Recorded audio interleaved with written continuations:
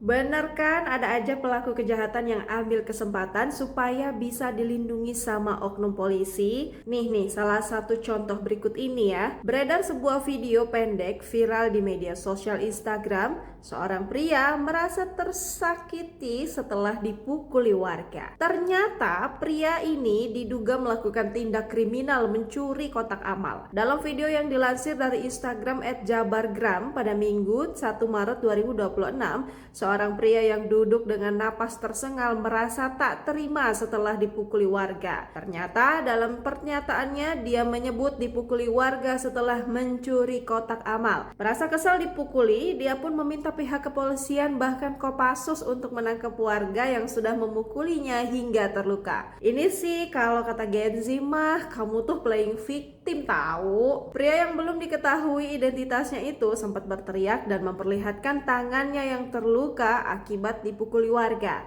Saya Alvin Haryordana alias Privasi. Telah dipukul di depan Alfamidi gara-gara mencuri kotak amal. Ini buktinya dan saya berdarah. Kepada kepolisian dan Kopassus, silakan tangkap polisi nih. Saya garang. Hingga kabar ini beredar, belum diketahui di mana kejadian ini berlangsung.